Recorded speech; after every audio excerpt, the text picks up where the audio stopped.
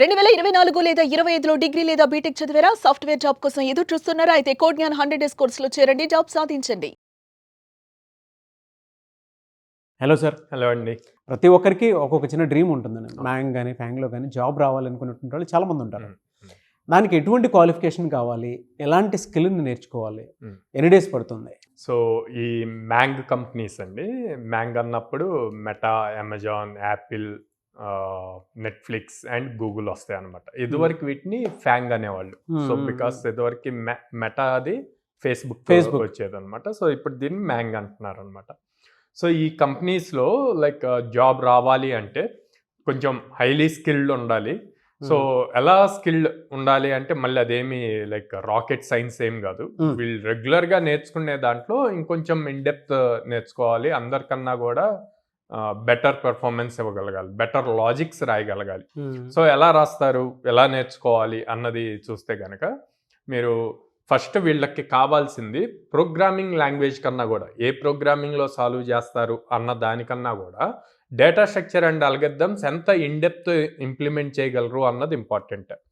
ఎందుకు ఈ data structure and algorithms అంటే ఇప్పుడు మనం మాట్లాడిన ఈ మ్యాంగ్ కంపెనీస్ అన్ని కూడా చాలా హ్యూజ్ స్కేల్. అంటే ఫర్ సపోజ్ యాపిల్ తీసుకున్నారనుకోండి, యాపిల్లో ఒక యాప్ బిల్డ్ చేస్తే కొన్ని మిలియన్స్ ఆఫ్ యూజర్స్ యూజ్ చేస్తారు ఎంటైర్ వరల్డ్ మీద, రైట్? అట్లాగే at the same time Facebook తీసుకుంటే ఫేస్బుక్లో ఏదైనా ఒక ఫీచర్ వస్తే సేమ్ మిలియన్స్ ఆఫ్. అందుకని డేటా స్ట్రక్చర్ అండ్ అల్గరిథమ్స్ చాలా స్ట్రాంగ్గా ఉంటే గనక హ్యూజ్ నెంబర్ ఆఫ్ ఆడియన్స్ వాళ్ళు రిలీజ్ చేసే ఫ్యూచర్ని యూజ్ చేయడానికి కావాల్సినట్టు వీళ్ళు డిజైన్ చేయగలగాలి. ఆ ఆర్కిటెక్చర్ బిల్డ్ చేసే స్కిల్ ఉండాలి, క్యాపబిలిటీ ఉండాలి. సో అలా ఉన్నప్పుడు వీళ్ళ ప్రొఫైల్ ఆటోమేటిక్గా అవుట్ స్టాండింగ్గా ఉంటుంది అనమాట. అందుకని వీళ్ళు ఆ డెప్త్ ఆఫ్ స్కిల్ నేర్చుకోవాలి. సో ఆ స్కిల్ నేర్చుకున్నప్పుడు ఎలా ప్రూవ్ చేస్తారు?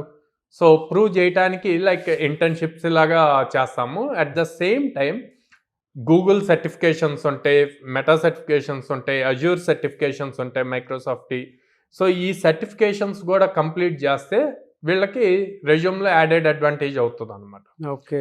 అండ్ ఇందాక నేను చెప్పినట్టు ఈ ప్రోగ్రామింగ్ లాంగ్వేజ్ కన్నా డిఎస్ఏ అన్నది చాలా ఎక్కువగా చూస్తారు. సో ఎనీ ప్రోగ్రామింగ్ లాంగ్వేజ్ తీసుకోమనండి, జావా తీసుకోండి, పైథాన్ తీసుకోండి, జావా స్క్రిప్ట్ తీసుకోండి, ఆర్ C++ తీసుకోవచ్చు. సో ఏది తీసుకున్నా బెస్ట్ థింగ్ ఏంటంటే వీటిల్లో మీరు ఎగ్జామ్కి వాళ్ళ ఇంటర్వ్యూ ఫేస్ టు ఫేస్ ఉండదండి. స్టార్టింగ్ అంతా ఆన్లైన్ ఉంటుంది. ఆన్లైన్లో వాడు ఆప్షన్ ఇస్తాడు, నీకు కావాల్సిన ప్రోగ్రామింగ్ లాంగ్వేజ్లో నువ్వు సాల్వ్ చేయి అని చెప్పి.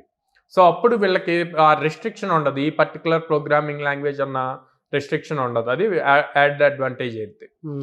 నెక్స్ట్ థింగ్ వచ్చి communication skills. So communication skills చాలా ఇంపార్టెంట్. ఎందుకంటే అక్కడ ఎక్కువగా ఇంటరాక్షన్ అవ్వాలి, టీంతో ఇంటరాక్ట్ అవ్వటం ఇంపార్టెంట్. సో టీంలో ఇన్వాల్వ్ అవ్వగల స్కిల్స్ ఉన్నాయా లేదా, టీమ్ మేనేజ్మెంట్ స్కిల్స్ ఉన్నాయా, టీమ్ బిల్డింగ్ స్కిల్స్ ఉన్నాయా లేవా, ఇవన్నీ కూడా చూస్తారు. సో వీళ్ళు ఈ 100 డేస్ ప్రోగ్రామ్ని కనుక ప్రాపర్గా మనం చెప్పినట్టు ఫాలో అయితే ప్రతి ప్రొడక్ట్ బేస్డ్ కంపెనీ, అంటే మనం మాట్లాడుతున్న మ్యాంగే కాకుండా ప్రొడక్ట్ బేస్డ్ కంపెనీస్ కూడా వీళ్ళు హ్యాపీగా అప్లై చేయొచ్చు, ఆ జాబ్స్ ఈజీగా క్రాక్ చేయొచ్చు.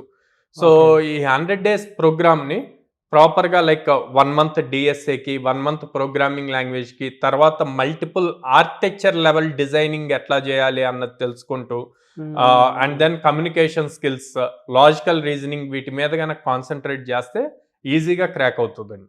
ఎంత ప్యాకేజ్ ఏ విధంగా ఉంటుందండి? So 6 LPA and above packages వస్తాయి అనమాట. సో మన దగ్గర హైయెస్ట్ 18.2 ఉంది, రీసెంట్గా 17 LPA వచ్చా, 10 LPA, 9 LPA చాలా మంది క్రాక్ చేశారండి. ఎలా అండి, అంటే మీ దగ్గర ప్రాసెస్ ఏ విధంగా ఉంటుంది అది? సో మనం 2 లాంగ్వేజెస్ మీద ట్రైన్ చేస్తామండి, Java full stock, Python full stock, ఏదైనా చూస్ చేసుకోవచ్చు స్టూడెంట్ క్యాపబిలిటీని బేస్ చేసి. ఎవ్రీ డే 4.5 hours క్లాస్ ఉంటుంది, 2 hours ప్రాక్టీస్ సెషన్ ఉంటుంది. వీళ్ళు ఏదైతే నేర్చుకున్నారో దాని మీద మళ్ళీ ఈవినింగ్ ఎగ్జామ్ ఉంటుంది, కోడింగ్ టెస్ట్ ఉంటుంది. సో దాంతో వాళ్ళు చేసే మిస్టేక్స్ ఏ రోజు ఆ రోజే తెలుస్తుంది. నెక్స్ట్ డే వచ్చి మళ్ళీ మెంటర్తో అండ్ ట్రైనింగ్ సెషన్లో సపోర్ట్ మెంటర్స్తో డిస్కస్ చేసి అవి సాల్వ్ చేసుకుంటారు. సో వీటి వల్ల మన ప్లేస్మెంట్ రేషియో కూడా ఇంక్రీజ్ అయింది. సో డైలీ ఎగ్జామ్ కండక్ట్ చేసి వాళ్ళ మిస్టేక్స్ నెక్స్ట్ డే సాల్వ్ చేసి మళ్ళీ ప్రాక్టీస్ సెషన్లో ప్రాక్టీస్ చేపించడం వల్ల అది బాగా advantage. And at the same time every weekend mock interview ఉంటుంది, ఏ మాక్ ఇంటర్వ్యూ. సో ఈ మాక్ ఇంటర్వ్యూస్ వీళ్ళు ఎవ్రీ వీకెండ్ తీసుకోవటం వల్ల మన 4.5 months ప్రోగ్రాంలో దాదాపు 16 మాక్ ఇంటర్వ్యూస్ తీసుకుంటారు. సో వాళ్ళకి ఇంటర్వ్యూ ఫియర్ కూడా పోతుంది. అండ్ ఆ మాక్ ఇంటర్వ్యూలో టెక్నికల్తో పాటు కమ్యూనికేషన్ స్కిల్స్ ఎట్లా ఉన్నాయి అన్నది, బిహేవియరల్ స్కిల్స్ ఎలా ఉన్నాయి అన్నది కూడా రిపోర్ట్ వస్తుంది.